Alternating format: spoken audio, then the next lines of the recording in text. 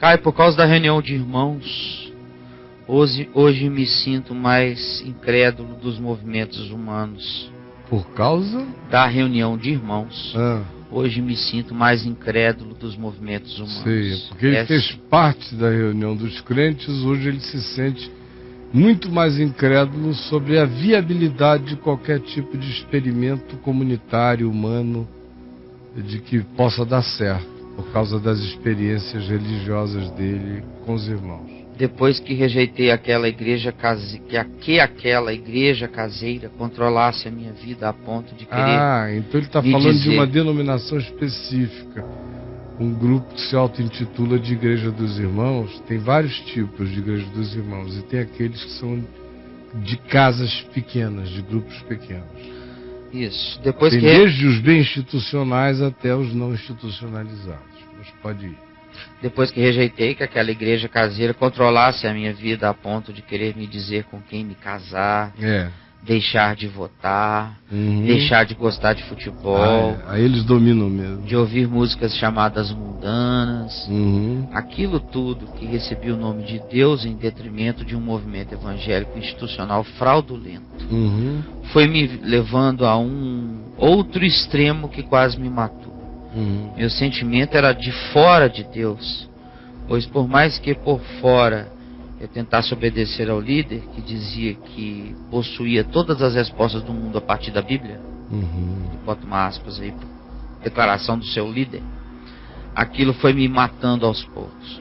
Hoje, Caio, não tenho confiança em grupo algum, sempre vejo defeitos e meu olhar sempre encontra desconfiança.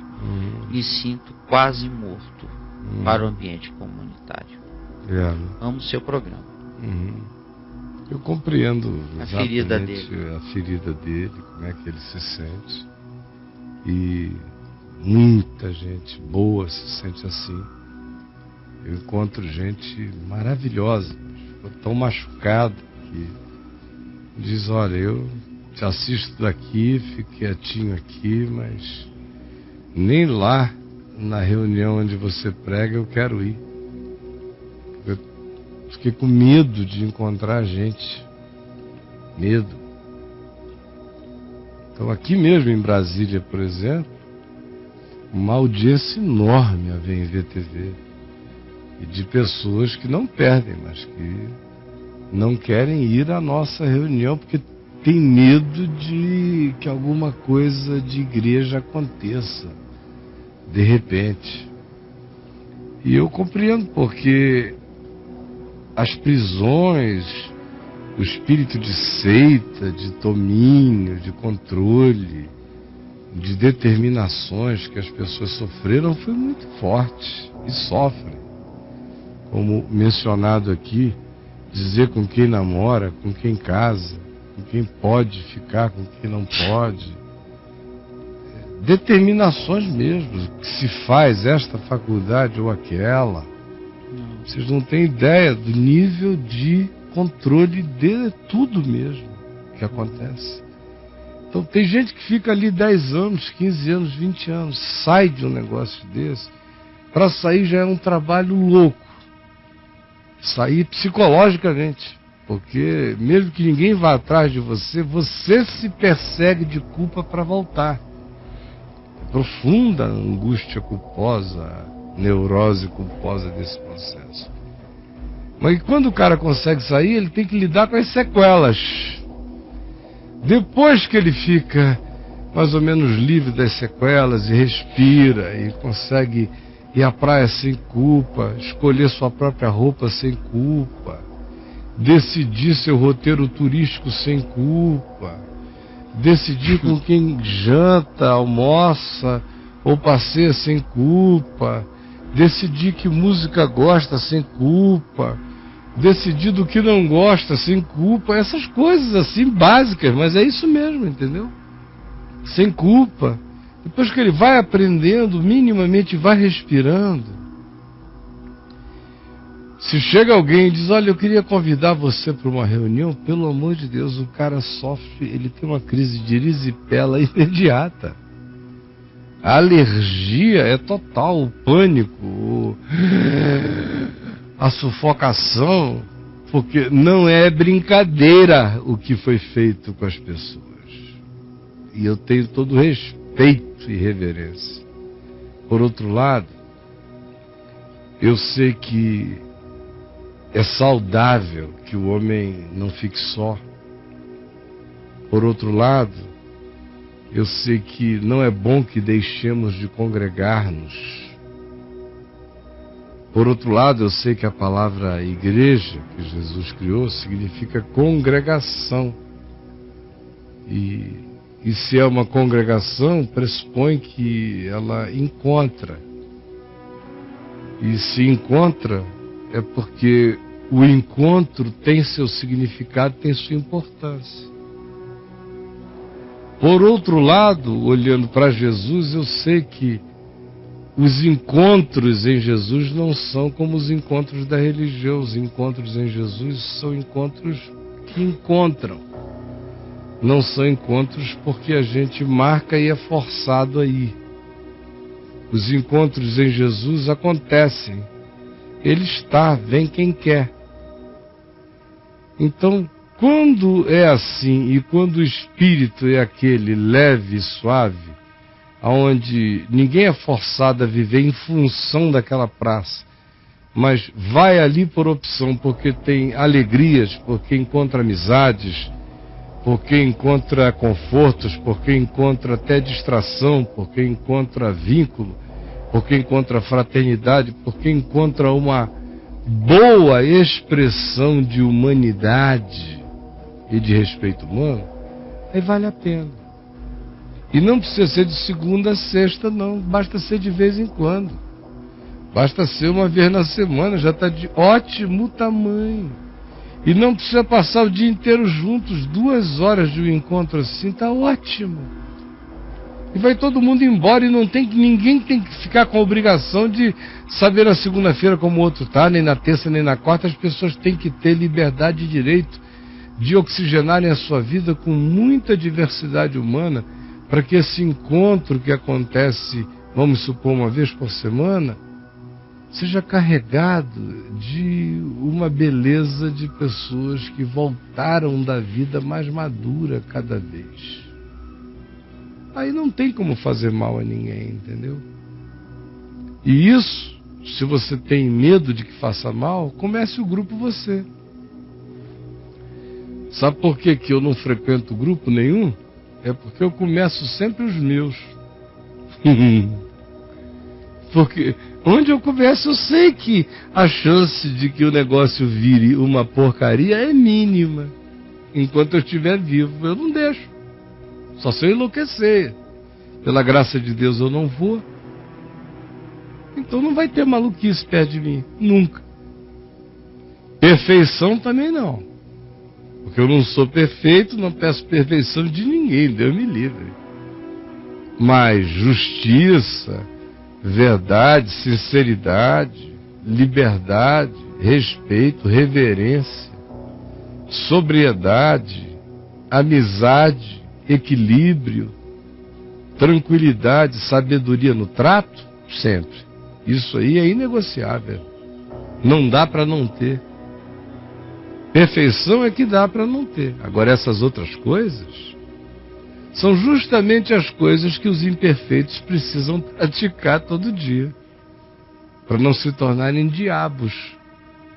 Então, essas outras tem que ter, perfeição não. Então, tem gente chata? Tem. Agora, chatice crônica? Não. Chatice crônica a gente combate.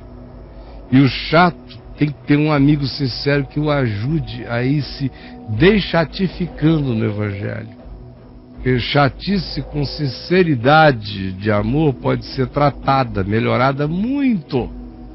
Sabe? Muito, muito, muito. Tudo se melhora onde amor e verdade se encontram. Então, eu entendo o seu trauma e o de muita gente. Agora, se vocês são tão traumatizados assim, por que vocês não começam? Por que vocês não começam o grupo? Hein? É fácil. Tem um vídeo aqui de 8 minutos, meu, que explica como começar esse tipo de grupo. que é um grupo que eu estimulo todo mundo a começar sem ter nome de Caminho da Graça, sem ter nome de nada disso. Aliás, sem ser do Caminho da Graça é melhor. Desde que você não pire e também não vá botar o nome de Caminho da Graça. De quem é o grupo aqui de casa, tá tudo bem. Então você que tem medo de grupos que piram, comece um na sua casa e não pire. É a sua melhor tranquilidade. De não piragem de grupo é começar um na sua casa. E você não precisa ser pregador, nem hermeneuta, nem omeleteiro. Não precisa ser nada disso. Da homelética, né, cara? Não precisa ser da homelética. Não saber de homelética, não? Não. Vamos ler a palavra, orar, ser sincero, honesto e não gostar de babaquice. E todo mundo, respeitar todo mundo e ninguém ficar com invenção nenhuma. E adorarem a Deus em espírito e em verdade, não tem como dar errado. 8 minutos, preste atenção, veja lá.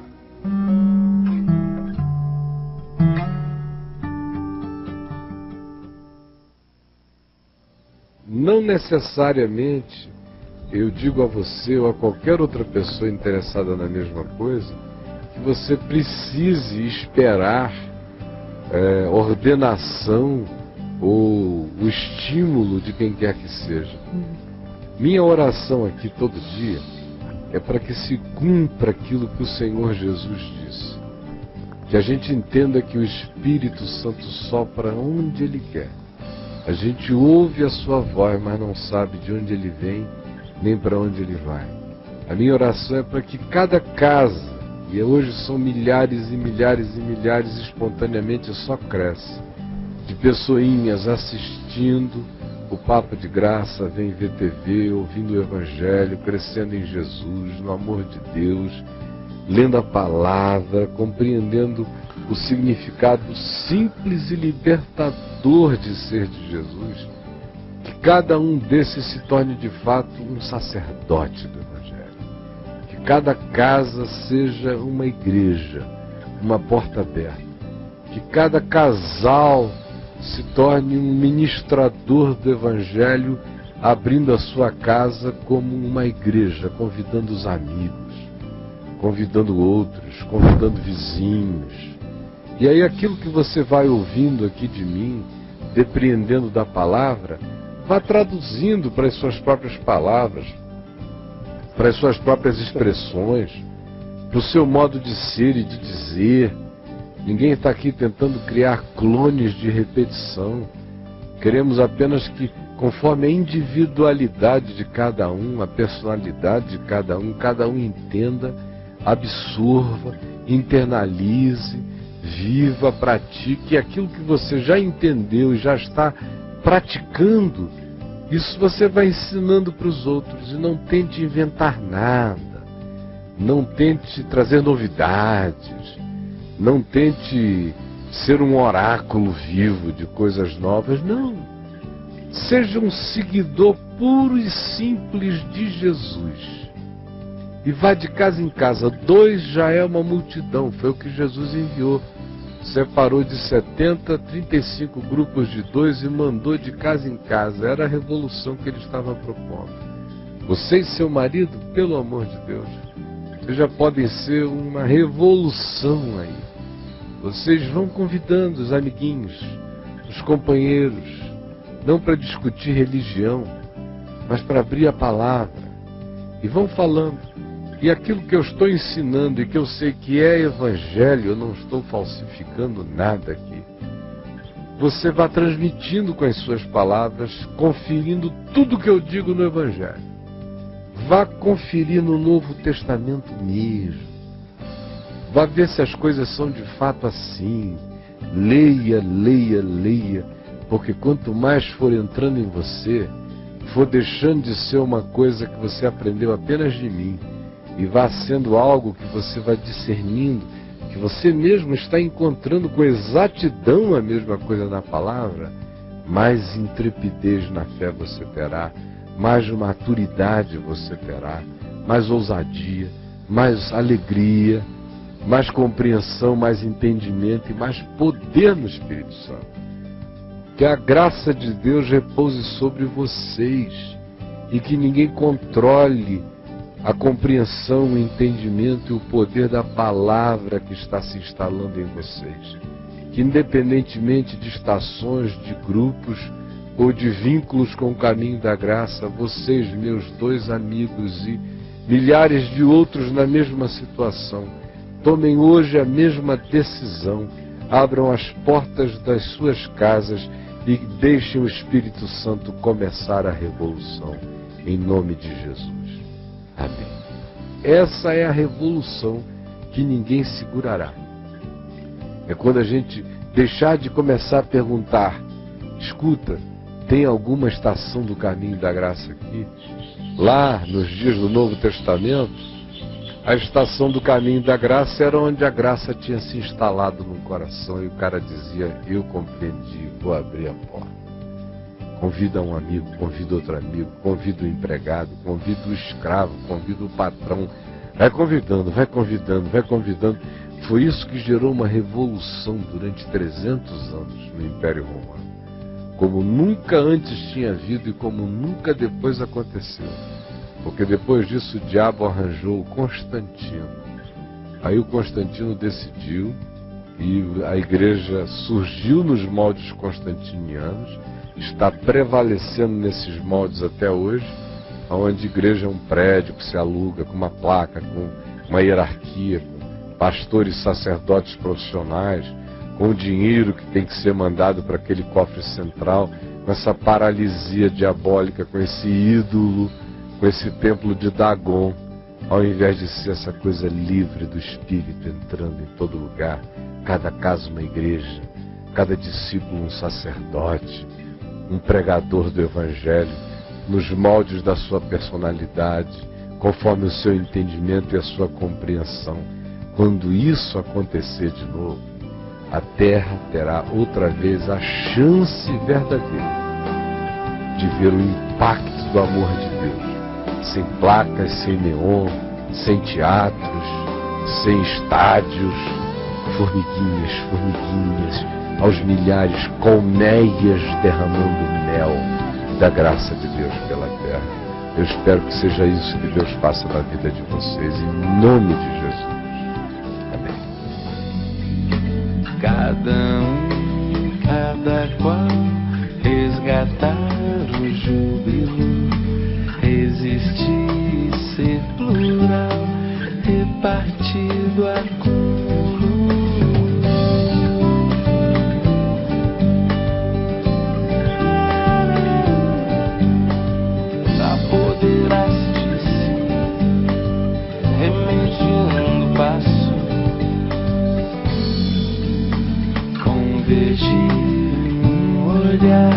nosso brilho e fúria, conceber, conservar, aguerrida entrega.